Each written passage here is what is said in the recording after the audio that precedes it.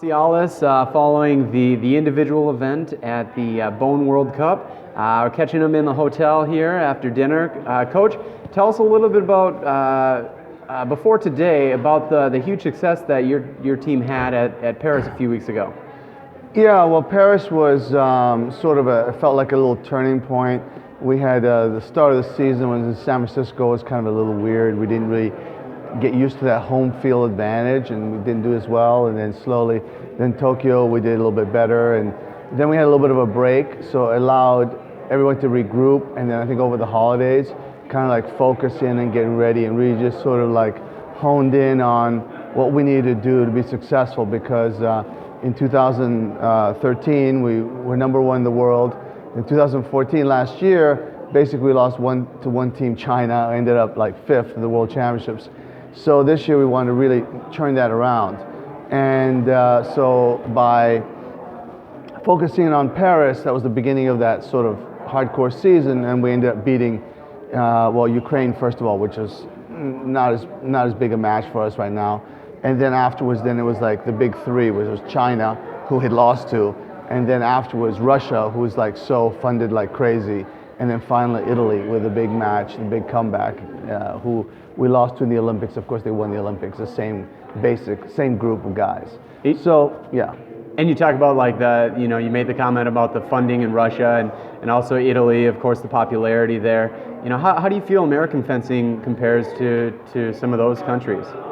Well, USA is really coming forward in a big way.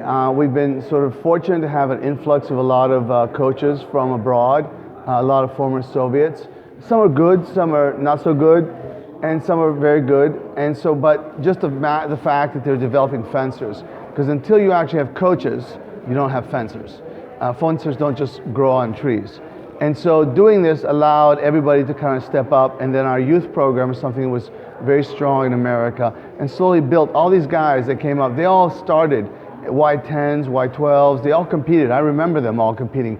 Miles, Race, Alexander, Garrick. So they all like grew up out of that system, which is probably the most developed in the world right now, and that was our huge advantage. And from all this, then they came up through junior ranks and so on and so forth.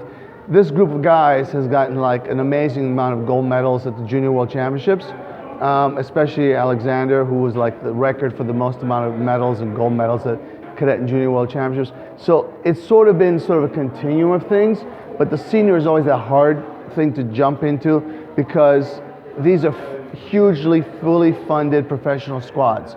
So it's sort of like your local club team going against the Knicks or the Warriors or whatever you want to say in terms of the Patriots, if you want to say. So for us, the USOC has really helped a lot, and so all of a sudden we're like not professional, but we have things kind of basically covered, and realize that hey, it's up to us to make the choice what we want to do. And if we want to be Olympic champions, we got to be able to step up and really put other things aside. This is where the team effort has really come together, and I think Paris was like the regroup of things together. Because 2 years ago, we won in Paris. And then, like I said, it's sort of been a wandering year last year, and then this year, I think this was allowed us to kind of get back into place. And we hope that this can continue now here in Germany, and then on to the next tournaments from there. So you mentioned you have all the individual components, a really strong individual squad, and just now trying to piece that together to form a equally strong team. Right. We have the 4 guys really are very good guys and very well, they bond really together, even the top 5. Really get along really well and really support each other tremendously. So it's sort of easier, but it's hard because when also you're like competing, you're in the top 10 in the world. At one point we had all 4 of them in the top 10 in the world. There's an individual thing, and then you got to turn it around. And in these World Cups, it's the next day. So like after everyone's like, Miles lost a race today, okay? So then now we had to put away the individual thing and then convert it into the team thing. And that's why you kind of like get out to dinner, get ready, focus a little bit more. And I think we have a young squad. It was like, talking today to some of the like captains from some of these big nations like France and other countries. And they were like, I wish we had your squad. and I think that we have some noise to make further ahead.